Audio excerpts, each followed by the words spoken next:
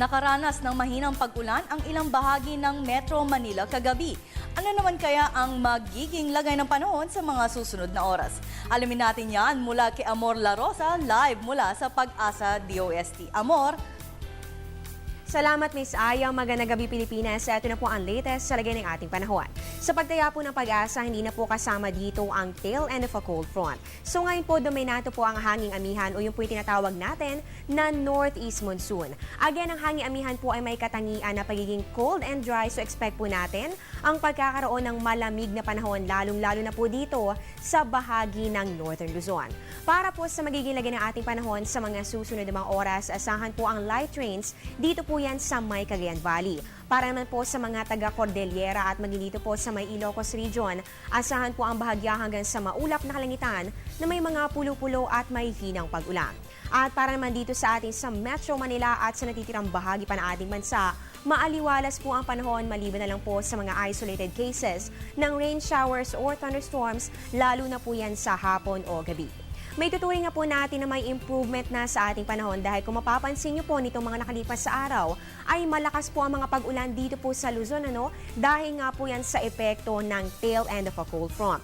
Pero dahil nga po ayon sa Pag-asa, humina na po yung pinanggagalingan nito, mas maganda na po ang sa ating panahon ngayon dito po yan sa malaking bahagi ng ating bansa.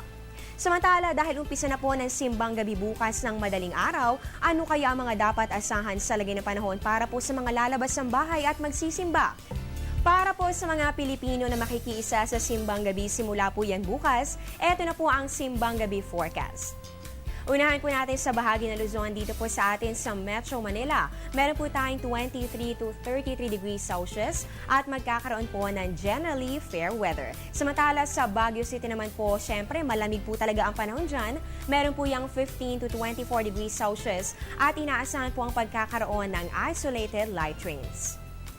Diyan naman po sa Puerto Princesa City, medyo mataas po ang temperatura ng aasahan. Meron po yan 25 to 32 degrees Celsius. At diyan naman po sa Tagaytay City, meron lamang 22 to 29 degrees Celsius. Dito po magkakaroon naman ng partly cloudy to with isolated rain showers or thunderstorms.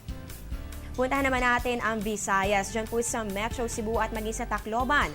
Magkapareha po ang temperatura nga abot ng 25 to 32 degrees Celsius. At dito naman po sa Iloilo and Bacolod, meron naman po yan 24 to 32 degrees Celsius. Sa mga lugar na ito, magkakaroon po ng magandang panahon pero pwede pa rin po magkaroon ng kaulapan, so maghanda pa rin po ng payong sa inyong paglabas.